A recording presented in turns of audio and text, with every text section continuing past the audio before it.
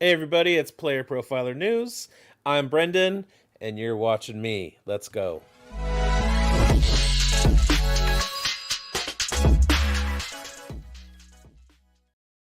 All right, how's it going, everybody? I hope your Friday is going well. It's been a huge week. So many stories in the NFL. Training camps kicked off in earnest. There were a couple smatterings last week, but this week they really took off. So we got a ton of player news. My plan is to get to my AFC South preview. This is the next part in an 8-part series previewing each team by division in alphabetical order.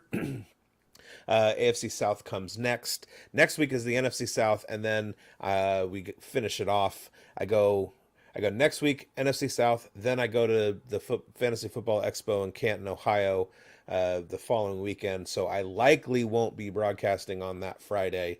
I could record something before I leave. That would be fun. But probably what I'm going to do is just finish up the last two NFC and AFC West when I get back from Canton. All right, so let's get into it. Like the show, share it around, leave some comments for me. I'll even chat a little bit if you ask me some questions. Follow me on Twitter at BigBonedFFB, and follow Player Profiler News on Twitter at Profiler_NFL if you're not already there. We are also Player Profiler News on YouTube.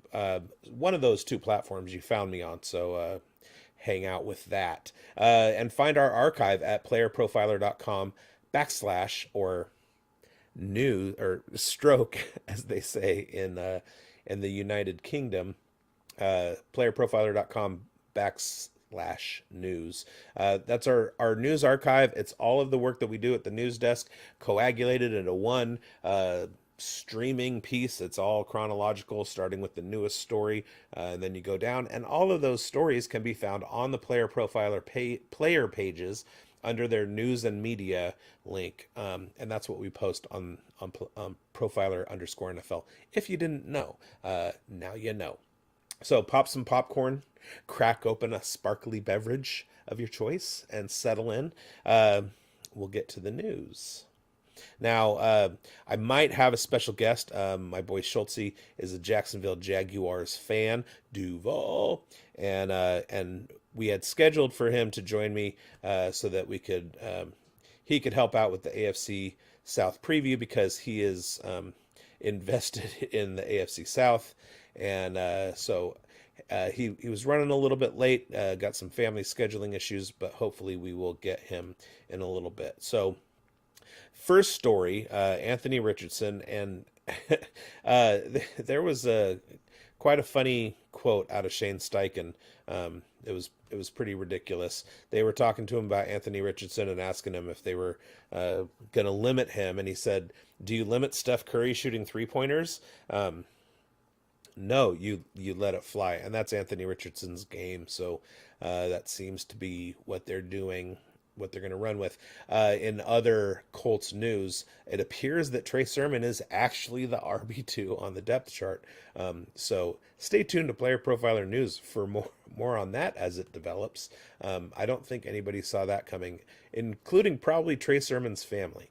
All right, injury news. Kirk Cousins medically cleared for training camp. Everybody, unless you've been hiding under a rock, everybody knows that Kirk Cousins tore his Achilles last year, stunting the Minnesota Vikings season. Justin Jefferson got hurt. I went over it last week in the NFC North preview. We talked about this already.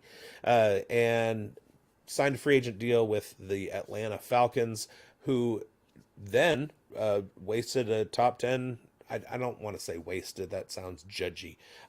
Then used a top 10 NFL draft pick on Michael Penix, the aged former University of Washington Husky quarterback, 8th overall pick. If you look at it and you kind of have questions on whether Cousins is going to come back by August and be at full strength coming off an Achilles, is he going to have symmetry? Shout out Aaron Rodgers and Christian Watson. Is he going to have symmetry? Is he going to be able to explode through the ball like he's supposed to, etc.? might be shrewd to take somebody like Michael Penix who can step in right away and show off his arm. But it looks like Cousins is going to be okay by the time the season gets started. Chris Olave came off the NFI list. He's participating in Saints training camp. We weren't really scared about that. The Falcons are showing signs of having chemistry on and off the field. It's a quick little NFC South jump. Falcons, Saints, Falcons. Falcons beat reporter Mark Raimondi reports that quarterback Kirk Cousins is staying in the same room as fellow quarterbacks Taylor Heinicke and Michael Penix Jr. Hopefully none of that Heinicke magic rubs off on Kirk Cousins, if you know what I mean. And also Kyle Pitts is in that room. So fantasy owners hoping Cousins and Kyle Pitts can form that necessary bond, get Pitts 120, 150 targets this year, turn Pitts into a TJ Hawkinson clone. I mean, could you imagine if you own Justin Jefferson and Kyle Pitts and they turn out years like Hawk in the first 15 weeks of last season and Justin Jefferson in 2022? That would be ideal, right? Cortland Sutton got a new deal. And so Broncos spending money to keep him. Basically, they shuttled Jerry Jeudy, and they need somebody that they have confidence in. I have confidence in Troy Franklin. Frankly, I wouldn't have been upset if Cortland Sutton left. I think Troy Franklin and Big Nick's energy are gonna hit it off pretty well. They've been playing together for a while. Chargers head coach Jim Harbaugh is confident in Quentin Johnston as top guy. LA Chargers head coach Jim Harbaugh has high praise for maligned wide receiver Quentin Johnston. NFL training camps are underway and the coach speak is flying. LA Chargers new head coach is practiced in the art. He gave high praise to wide receiver Quentin Johnston, who is entering year 2 after a disappointing rookie season. He said, quote, "He's one of our top guys right now. He's going to be a problem." He didn't elaborate on whether that problem was going to be for Justin Herbert or for opposing defenses. Johnson played in all 17 games in his rookie season and playing in a high-volume Kellen Moore offense with strong-armed quarterback Justin Herbert was supposed to result in a big year. The expectations for the first-round pick fell short, posting just 431 yards and 2 touchdowns on 38 catches. 431 yards and 2 touchdowns. Now, as a degenerate fantasy football player, what you're looking for is a rookie season that's somewhere in the 70th to 80th percentile, 600 to 800 yards. That portends a healthy fantasy career. Not hitting that 500-yard mark is really, really bad. He had 38 catches in 17 games. So that's not good. But then even like diving even deeper, the numbers are worse. He ranked 85th in separation and 91st in cushion, resulting in a route win rate ranking of 129th. He was the 129th worst wide receiver as far as route win rate. 5.5 PPR points per game. That doesn't create fantasy championships for you. Going into the 2024 season, Johnson has a current underdog ADP of 155 and is ranked as wide receiver 74 by Player Profiler. So some people could see that as a value. He's going to have to work through this training camp to separate himself. A thing he couldn't do against defenses, apparently, in a wide receiver room that lost Mike Williams and Keenan Allen, but now boasts Joshua Palmer, he's a candidate for one of those 4th, 5th year breakout type seasons like Devontae Adams and Keenan Allen and Tyler Lockett, guys that we talk about. And they've also got highly regarded route running machine Ladd McConkey in the building. Rookie Brendan Rice and veterans Darius Davis and DJ Chark will compete for targets as well. There doesn't seem to be a path to success for Johnson in a run-heavy Harbaugh and Roman offense with so many other mouths to feed, and he will land on most do not draft lists in this fantasy season. And, all that does is make it a value, right? Because what if? All right. In nothing has changed news and surprising no one, Coach Mike Tomlin expects Russell Wilson to start Week 1 for the Pittsburgh Steelers. Nothing has changed, he said, when asked for an update on the team's quarterback one battle. It's not a battle. The last time Tomlin spoke publicly about this, he claimed veteran Russell Wilson was in, quote, pole position to be the starter in Pittsburgh. Um, you know, it's going to be such a bump from Kenny Pickett, Mitch Trubisky, and Mason Rudolph that everybody in Pittsburgh is going to be giving Russell Wilson his flowers as long as he stays on the field and doesn't get hurt. Although I was listening to, we'll shout out Brett Coleman and EJ Snyder of Bootleg Football. They were doing their Steelers preview, and they noted the lack of fit for both Russell Wilson and Justin Fields in Arthur Smith's type of offense, considering the fact that Justin Fields is inefficient and likes to like read twice and run. Russell Wilson is a shotgun quarterback who likes to, Fran Tarkenton, you young viewers may not have gotten that, but he likes to run around in the backfield and then chuck the ball downfield, which should be fine for George Pickens. But is Arthur Smith gonna be comfortable with the lack of discipline? I know Josh McDaniels wouldn't. Anyway. So some believe and continue to push the idea that Fields is worthy of being the starter instead. Quick note, according to DVOA a couple years ago, Justin Fields was like 34th in the NFL behind Zach Wilson and some other quarterbacks who weren't even full-time starters or anything. So don't look for Justin Fields' efficiency to catch up to relevance in real football. But he's been wildly inconsistent and struggles as a pocket passer. He's just 25. He's got time to figure it out, but it's gonna take some time. Second year backup quarterback Hendon Hooker is apparently off to a great start to training camp for the Detroit Lions. He's, quote, having a great start, unquote, to training camp. He's been reportedly decisive and fitting the ball into tight windows. We knew he had a big arm, but he was developmental. He had a knee injury in his senior year, and he's like possible like Jordan Love type career. We have a huge signing, huge. This is gonna impact the NFL and send rifts throughout the, spoiler alert, AFC South. Laquan Treadwell has signed with the Indianapolis Colts after a successful workout. He worked out, and they were like, "Yeah, we'll take a shot." So look for Laquan Treadwell in Colts camp. Update: Jaden Reed is off the NFI list and is practicing for the Packers. He was on the NFI list. He was practicing in a limited capacity on the sideline, and now being off the list is a step in the right direction. He is currently the most expensive Packers receiving option at wide receiver 35 on Underdog after a surprising rookie campaign. Not surprising to those of us who drafted him. If you remain bullish on Reed, the NFI news is just a blip on the radar for you. And yeah, it's just a blip on the radar for me. We have had a roller coaster of Javonte or Broncos RB room speculation over the last couple weeks. Javonte, he's coming back. Oh, he's going to lose his job. They're going to cut P. Ryan and Javonte. It's just going to be Estime and Jaleel. And also, there's Greg Dulcich news. So let's talk about the Broncos for a second.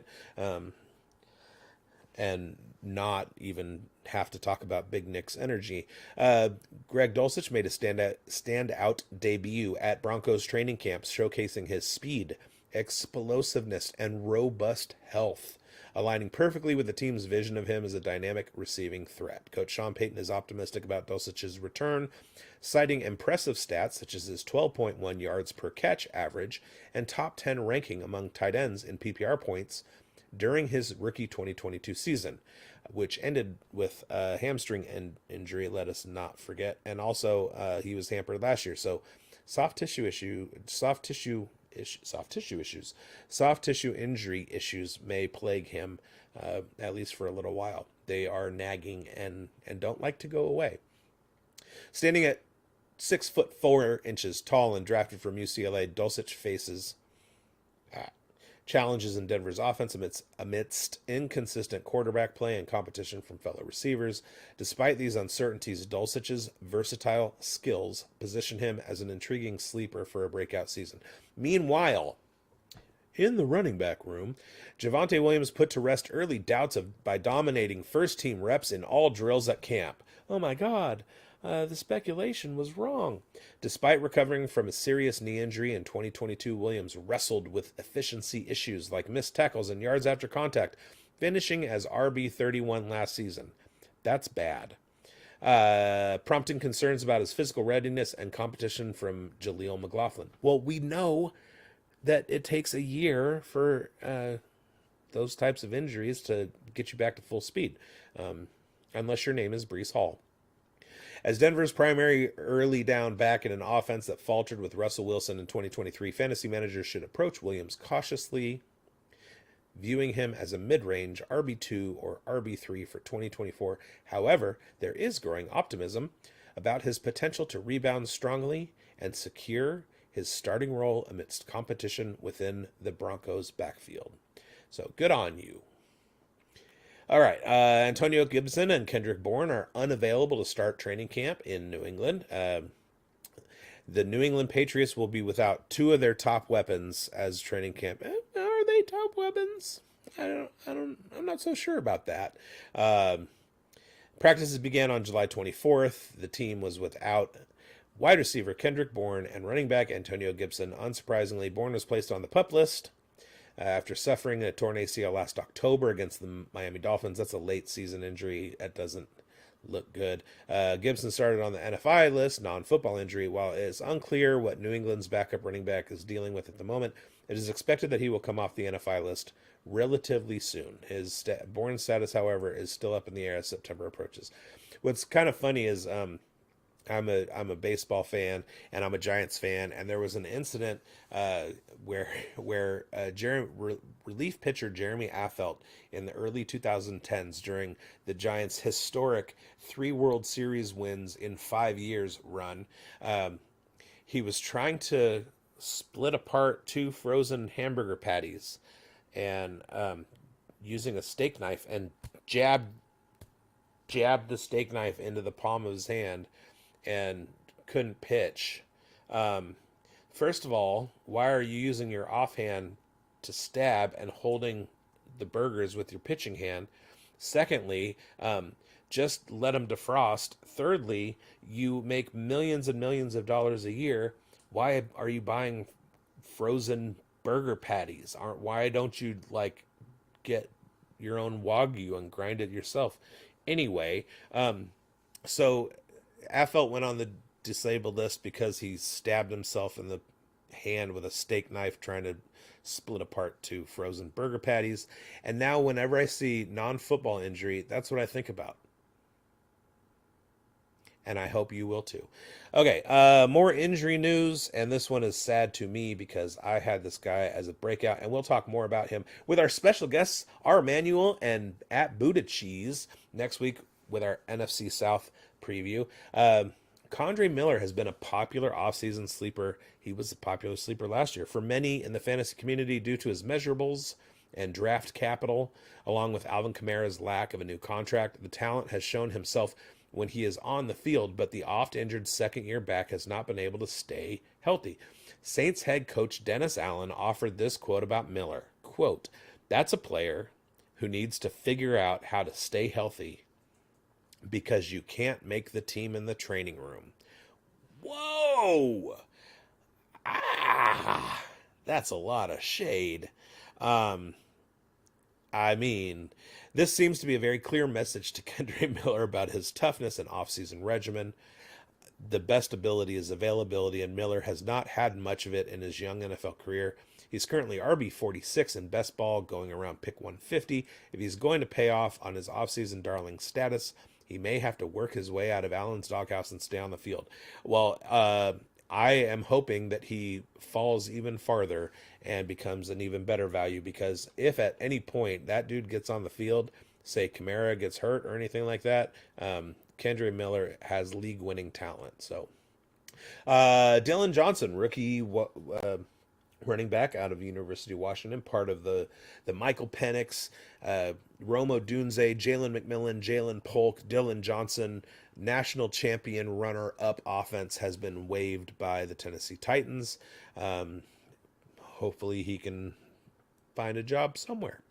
Deontay Johnson is going to be featured in new Panthers offense based on comments from Panthers head coach Dave Canales. Let's talk about the Panthers for a little bit, even though we're going to get more into it next week.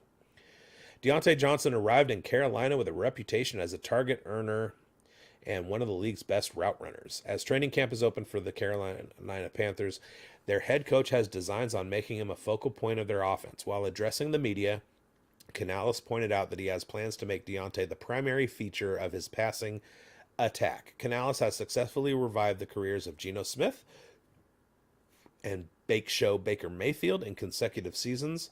So this bit of information on what to expect from the Panthers' passing attack should not be taken lightly. Deontay Johnson is currently a massive value as the current wide receiver 43 on Underdog in best ball drafts. If he sees the type of volume he was accustomed to with an expected leap from second-year quarterback Bryce Young, he could be a league winner available in the middle round of your fantasy drafts. Absolutely. Smash that value, smash that value, smash that value. I love Deontay Johnson. He's 160 to 170 yard target commander. He gets good separation on his routes. Dave Canales is coming in to resurrect Bryce Young's career from bust level, and he did it with Baker Mayfield. And he did it with Geno Smith. There's a high chance that he does it with Bryce Young, and Deontay Johnson and Xavier Legette will be the two guys. If you think about it in context, Mike Evans and Chris Godwin last year for the Tampa Bay Buccaneers with Baker Mayfield, it's kind of a similar situation. They all do like kind of similar things. Deontay Johnson can get down the field, but he's also a good mid route runner, and Chris Godwin is great in the slot. So you got Xavier Legette coming across the field, and you got the out routes or the digs, the options with Deontay Johnson. It should be a much better year for Bryce Young. And but again, we will talk about that more next week. So go ahead and tune in and check out me and at Buddha Cheese and our manual. Both of those are Louisiana boys, and we'll be talking a lot about the Saints. All right. There might have been some question that you had. Tony Pollard, Tyjae Spears, what's going on with the running back room in Tennessee? Well,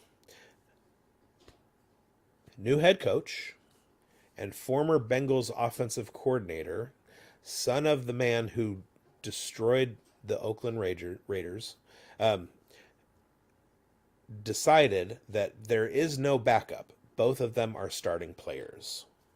So there you have it. There's RB1A and RB1B in Tennessee. Odell Beckham Jr. placed on the PUP list.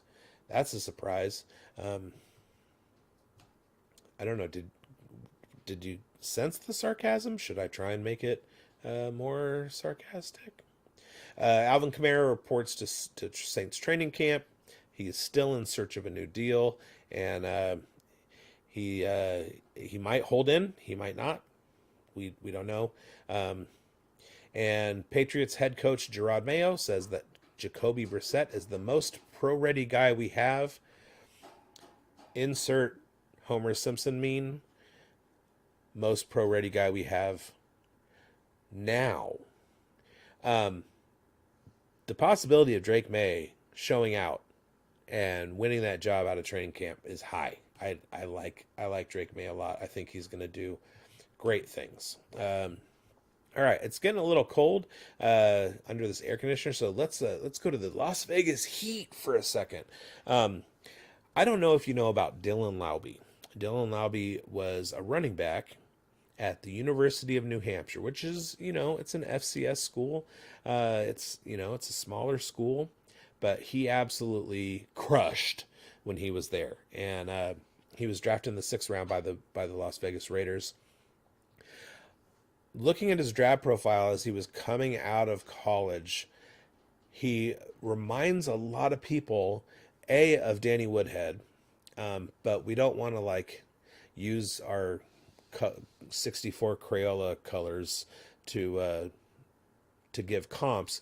So another guy that was drafted by Tom Telesco, current Raiders GM, who was undersized and from an FCS school that was primarily looked at as a third down pass catching option, is Austin Eckler, who had some incredibly good years.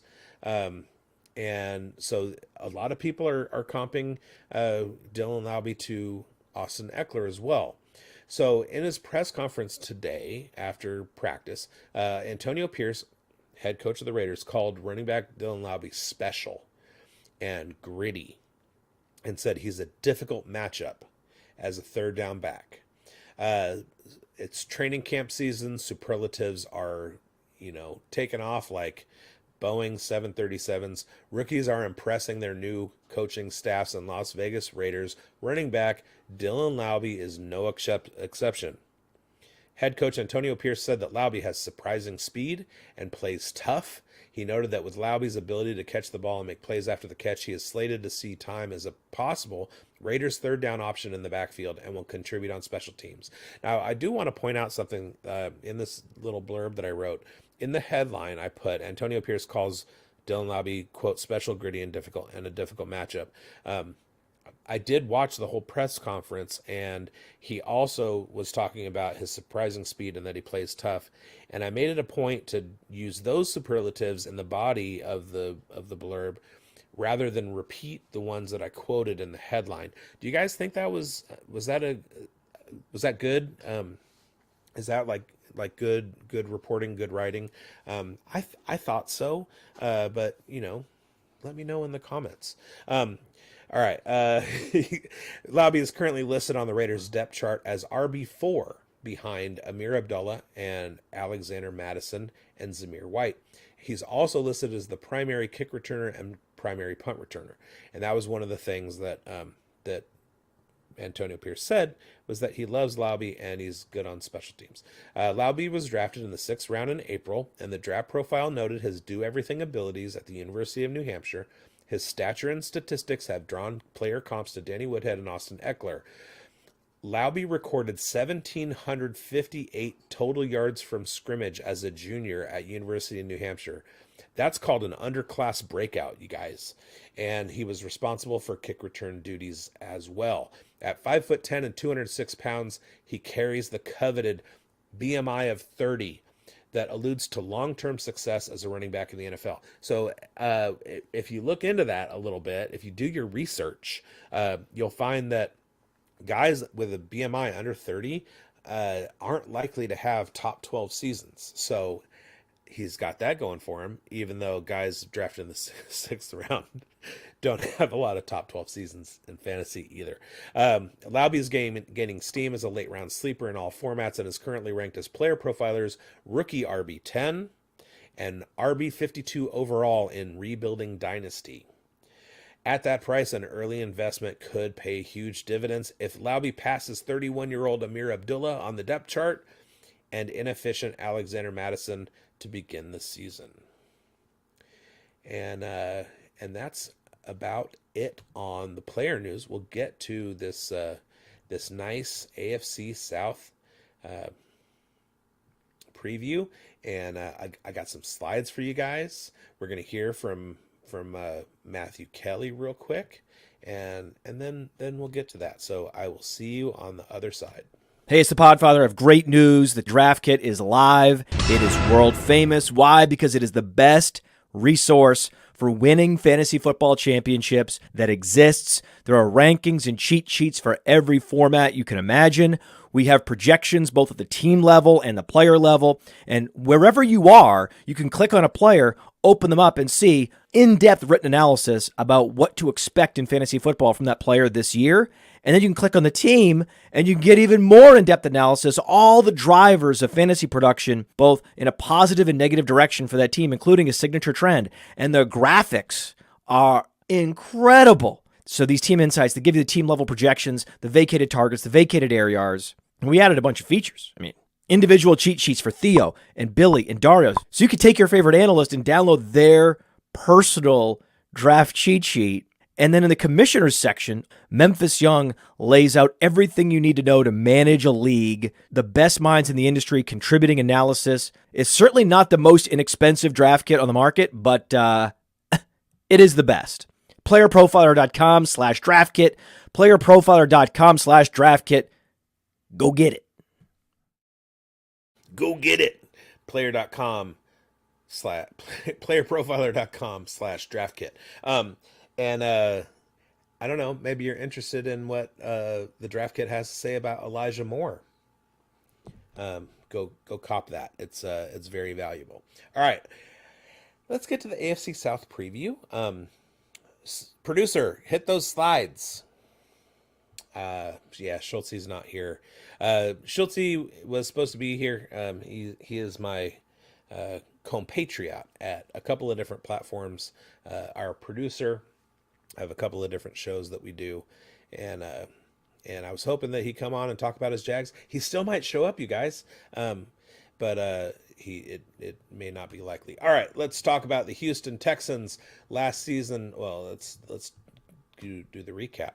2023 recap. Last year, they finished at 10-7. They were first in the AFC South. Head coach D'Amico Ryans. They scored 377 points for an average of 22.2 points per game. That was good for 13th out of the 32 teams. They allowed 353 points, 20.8 points per game, and that was good for 11th out of 32. Their expected win total, based on point differential, was 9 and 7, or 9.2 and 7 to 7.8. So really 9 and 8. So they wound up winning a game due to unforeseen luck. They won their first wild card round game against the Cleveland Browns. We talked about that last time when we did the AFC North. 45-14. They lost then to the Baltimore Ravens, 34-10. Lamar could have gone to the Super Bowl, but he didn't. They retained Ryans, and they retained offensive coordinator Bobby Slowick and Matt Burke. So who did they get rid of? Who is no longer with the Houston Texans? Well, I'll tell you. They do not have Blake Cashman, linebacker, Blake Cashman, Sheldon Rankins, defensive tackle, Jonathan Grenard, defensive end, or Devin Singletary to kick around anymore. Those guys have moved on.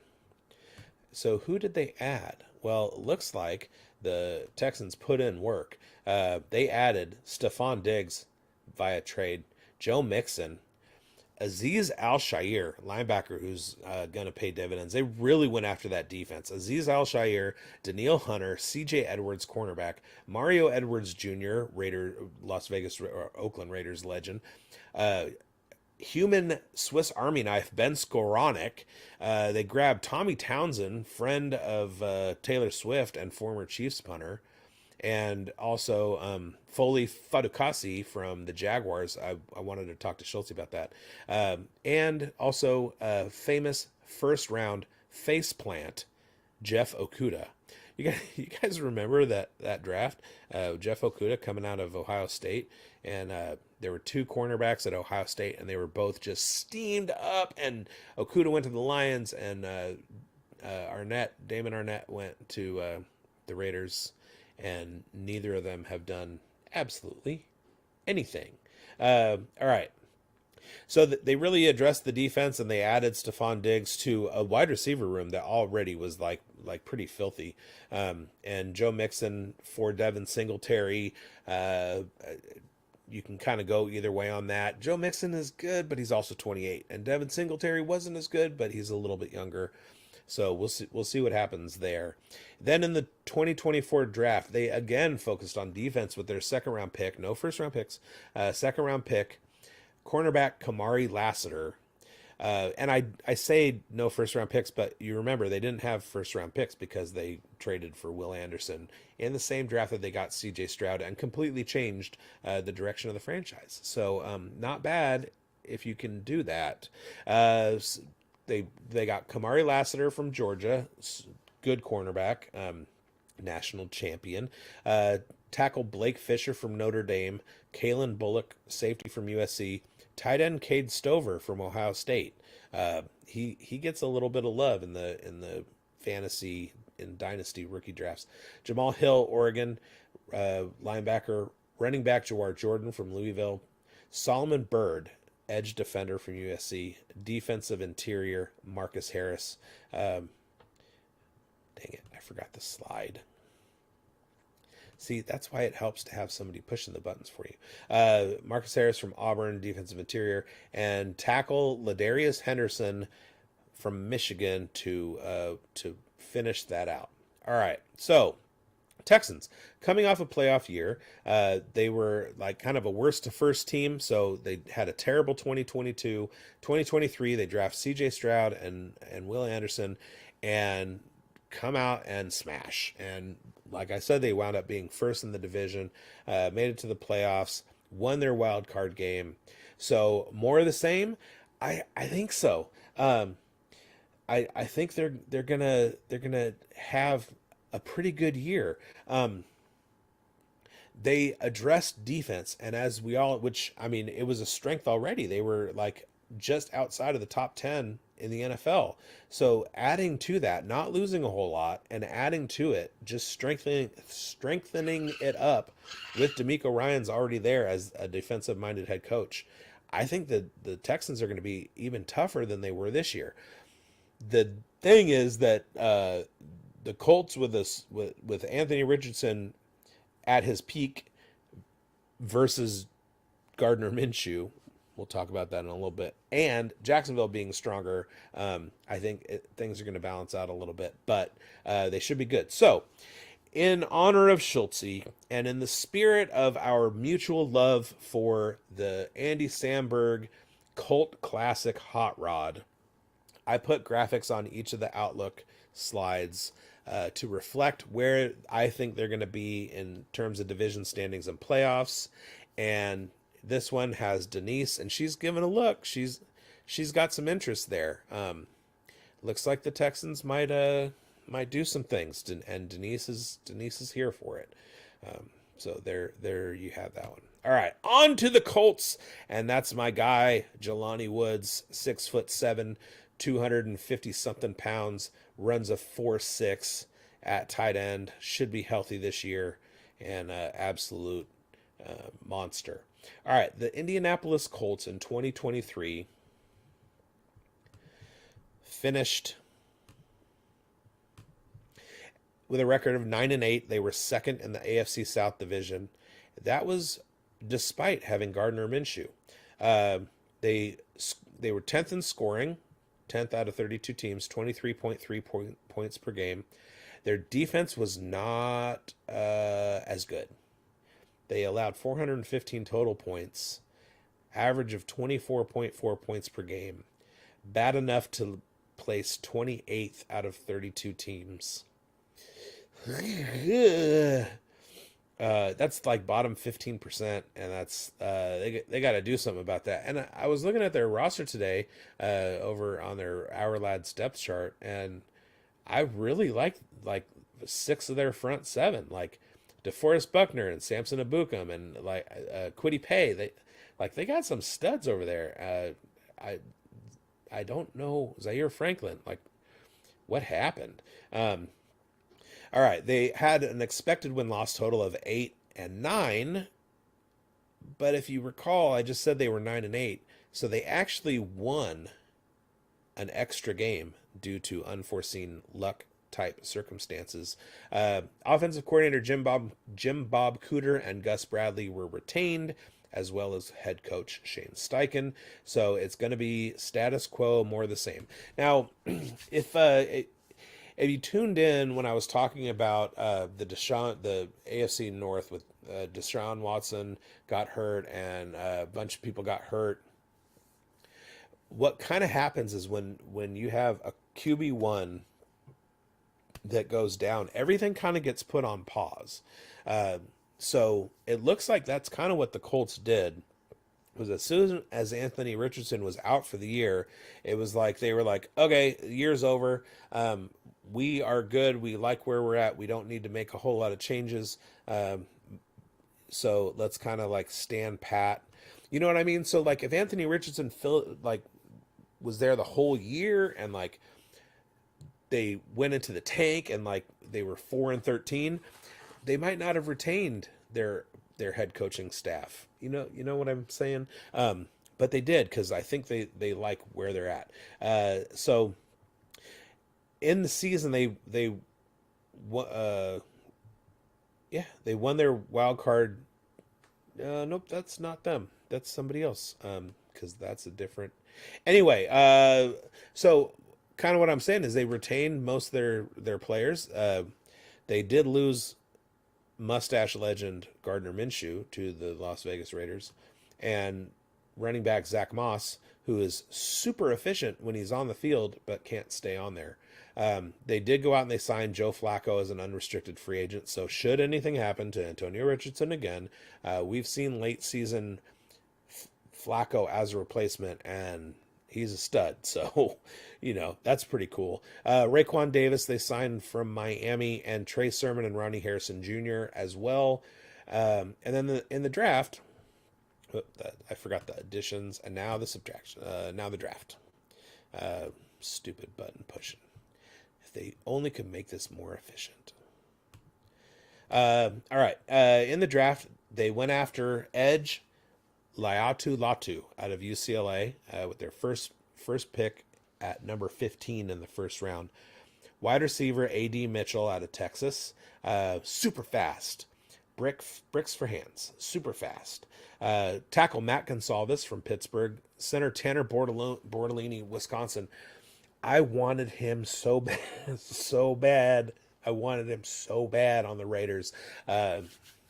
Bortolini is an athletic freak at center, and if you're running zone concepts in the run game and you have a guy who's built like Tanner Bortolini with his athleticism, you can do a lot of things out in space with your running backs and a lot of like really, really crazy blocking schemes.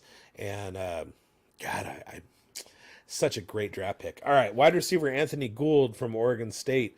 Safety Jalen Carleys from Missouri. Jalen Simpson from Auburn. They got bookend Jalen safeties. They're spelled differently, but who cares? Cornerback Micah Abram from Marshall, and defensive interior Jonah Laulu from Oklahoma. So not a bad draft haul, and they should be okay. Now, outlook. Psh. All right. More of the same. They have hopes, but they didn't make the playoffs last year, and any playoff hopes are going to have a garden hose squirted on them while they're trying to fill up the above ground pool. And by the way, my name is Brendan, and I like to party. All right. Schultz, you could have been here, but you're not. But we will sally forth with the Jacksonville Jaguars anyway. Duval. Okay. As you can see, Trevor Lawrence and Travis Etienne and all that stuff. You might not know it, but the guy in the middle there, number one, he's Trevor Etienne's older brother, University of Georgia running back. You might not have gotten that. All right. So 2023 recap for the Jacksonville Jaguars. They finished with a record of 9-8. They were second in the AFC South division, tied with the Indianapolis Colts. Neither of them had enough in the tiebreaker things to get a wild card position. They both missed the playoffs. Doug Peterson, head coach, his team allowed 377 points, good for 13th out of 32 teams in the league. Their defense allowed 371 points, good for 17th. Out of 32 teams, which, I mean, they're right there at average. So 9-8 is not a surprising record. Their expected win-loss record was 9-8, so they did exactly what they were supposed to do as far as their point differential was concerned. Now, they did decide to move on from their defensive coordinator. Mike Caldwell, their defensive coordinator last year, is now the linebackers coach in Las Vegas. So to get a guy to go from a coordinator position to a positional coach, that's not too bad on the Raiders' part. They also lost Foley Fatukasi to the Titans. We talked about that. And Rayshawn Jenkins, we talked about that too. They lost Darius Williams, and they added new defensive coordinator Ryan Nielsen. Now, this one is interesting to me because Ryan Nielsen was in Atlanta last year. He was a defensive coordinator for Arthur Smith last year in Atlanta. And I remember watching a lot of games, a lot of Falcons games, and really loving their defense, their linebacker play. I'm linebacker first. I'm linebacker oriented. I love their linebacker play. I love their defensive scheming. I thought the Falcons were an underrated defense last year. As far as scheme was concerned, they may not have had the personnel, but their scheme was nice. And so, like, I think getting Ryan Nielsen over from the Falcons for the Jaguars is a coup. Also, and if you let me cook for a second, we got from Folsom, Northern California, Josiah DeGuara, shout out NorCal, and from Elk Grove, California, Eric Armstead, shout out NorCal. Incidentally, I coached Eric Armstead at Pleasant Grove High School in JV baseball, and he was a human monster even at 17 years old. They also added Ronald Darby, cornerback, Gabe Davis, Devin Duvernay to return kicks, Mitch Morse, Trevis Gibson, linebacker, Joey Sly, Mac Jones. Ooh, there's a coup. And also, this guy is my favorite name in football, one of my favorite names in football, Darnell Savage. Darnell Savage comes over from Green Bay, and I really want to get a Jaguars jersey with Savage on the back because I think that's cool. All right. As far as their draft, let's look at their draft for a second. LSU wide receiver Brian Thomas Jr., Mason Smith, defensive tackle from LSU, Jarian Jones, Florida State, cornerback, tackle Javon Foster from Missouri, Jordan Jefferson, LSU. Okay, so that's 3 LSU picks in their first 5. That's not bad. If you're going to raid a college team, take a page from Mike Mayock's book. He used to love to grab Clemson and Alabama players, and apparently GM of the Jacksonville Jaguars likes grabbing LSU players. It's not a bad strategy. They're pretty good. And Jordan Jefferson, defensive tackle, happens to be the brother of another NFL player, a wide receiver you might have heard of named Justin, aka Jets. Quarterback DeAndre Prince, they drafted out of Ole Miss. Running back Keelan Robinson out of Texas.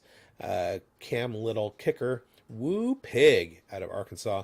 And edge defender Miles Cole out of Texas Tech. All right, so that's a pretty good draft. And let's see what we think about the Jaguars' chances this year. Ooh, okay. Well, that's Rod and Frank, and they're about to face off. They got a chance. The Jaguars have a chance. Rod Kimball had a chance, and eventually overcame Frank. And so it's an even matchup, and the Jaguars have a chance. All right. The Tennessee Titans, a little mayonnaise and coffee for you. I'm very proud of that slide. Go ahead and let me know in the comments if you like it too. Okay, shout out Will Levis and your weirdness eating bananas unpeeled and mixing mayonnaise into your mayonnaise into your coffee. All right, Titans finished on the bottom of the division at 6-11.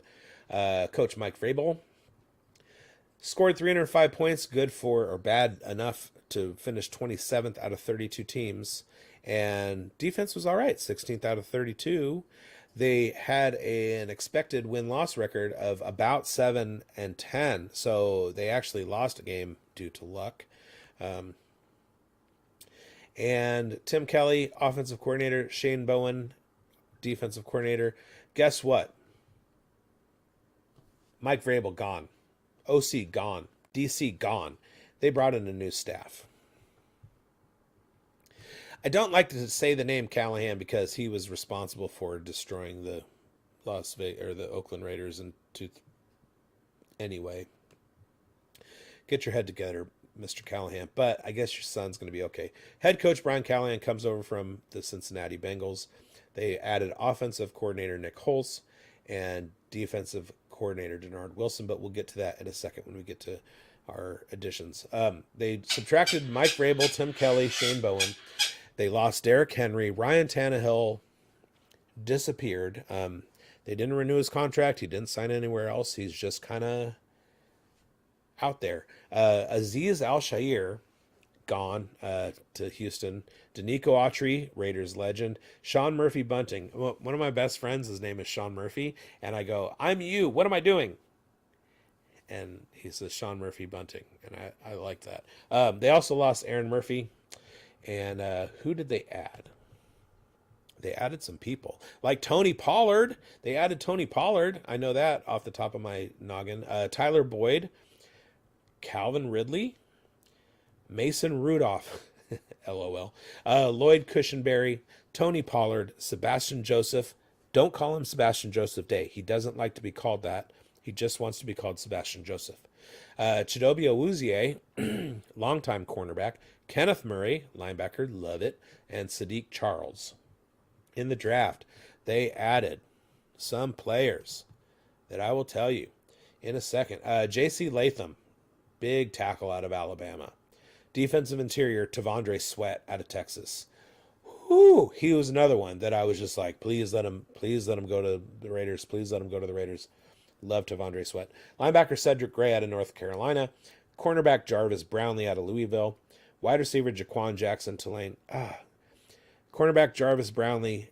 I don't know if he's related to Jason Brownlee. I didn't notice that, and I didn't do my research, and I apologize. I am derelict in my duties for you guys. That's a tidbit that you might want to have known, because it's a tidbit. Wide receiver Jaquan Jackson out of Tulane, safety James Williams out of Miami, and edge rusher Jalen Harrell out of Michigan, who, if you watched Michigan during their national championship run, you might have heard that name a few times. All right. So what do we think about the Titans? Babe, no. It's just a big no. Just a big no. Shout out Will Arnett. Babe, no. Classic scene in a classic cult film. All right, so that is the AFC West. What do we think is going to happen in the AFC West? In the AFC South, what do we think is going to happen in the AFC South? Well, I think the biggest riser by wins this year is going to be Jacksonville. I don't know. Maybe it's the fact that my guest Schultz and partner in my podcasts is a Jags fan, but I just have a feeling 9-8. I think they can squeak out 11 or 12. I think they can win 3 more games than they did last year, especially with Arkansas Razorback Cam Little at kicker. I think that's going to be the difference in at least 3 games. And I don't think that Houston. I think Houston is what they've hit their ceiling. I think Houston is what we think they are, and that's where they're going to stay. Indy might add on a little bit, but they did stand pat. So it's probably going to be a 9-8 season. If not, it'll be a 10-7 at best. I see the Jaguars doing a little bit more than they did last year. And then as far as team with the biggest drop in the loss column, I think that's going to be Tennessee. Biggest faller by wins is going to be Tennessee. I think you have a new regime there. You have Brian Callahan there. I don't think Will Levis is it. Sorry, I just don't. Will Levis played 9 games last year. After Ryan Tannehill got hurt and Will Levis came in, he played a little over half the season. If you take his numbers, and he finishes like quarterback 34 last year. If you take his numbers and just being generous, double them, which the math doesn't quite work out because 17 divided by 9 is 2 plus. But if you just gave him the benefit of the doubt and doubled his numbers, he still would be like quarterback 21. I don't think Will Levis is it, you guys, and Malik Willis isn't any better, and Mason Rudolph certainly isn't. So you want to see quarterbacks and defense. They got the defense, but so does everybody else in the division, except for maybe Indy somehow. So I don't think Houston wins as many games as they did last year. All right. Thank you for watching. That is our show. Join me next week as I go over the NFC South with at Buddha Cheese and at R Manuel, 2 of my guys. They're both Saints fans. And I'm doing the NFC South because of the alphabet. Make sure you're subscribed and you hit the bell so you'll know when the new episode of Dynasty Stock Market with Biggs and Beery drops. That's news desk writers, me, Biggs, and Emerson Beery. We do the Dynasty Stock Market on Wednesdays. It's a live stream, and we hope to see you in there because it's a pretty fun show. Like this show, share it around, leave some comments, follow me on Twitter. Tell me what you like about what I do. Tell me what you hate. Give it to me. I can take it. Follow Player Profiler News on Twitter at profiler_NFL. You're either watching there or you're watching on YouTube. Go ahead and subscribe to our YouTube channel as well. And find our archive at playerprofiler.com/news. It's where you find all of the aggregated blurbs that the news desk is putting out for you. If you're following it on Twitter, these stories are coming fast and furious. We're putting them out, pumping them out as fast as we can. We've got blurbs, we've got video shorts. It's on all of our networks, and it's keeping you guys informed. So if you're a fan, it's keeping you informed as a fan, so you know what to expect from your team. If you play fantasy, you're up to date on the injuries, the guys that you should fade if you got drafts coming up. I'm currently in 2 slow drafts right now, and I got my rookie home league draft tomorrow. So because I'm so plugged in to Player Profiler News, I know exactly what I'm doing. So thank you guys for watching, and I will see you next week. From the Podfather to you, I deeply appreciate you tuning in. And many ask, what can I do? What can I do to help support the hosts, the research they do, the production costs? Go to playerprofiler.com, Dynasty Deluxe, World Famous Draft Kit, Rankings, DFS Dominator, and of course, data analysis. Subscribe to any one of those, and you support all of us and take Player Profiler to the moon.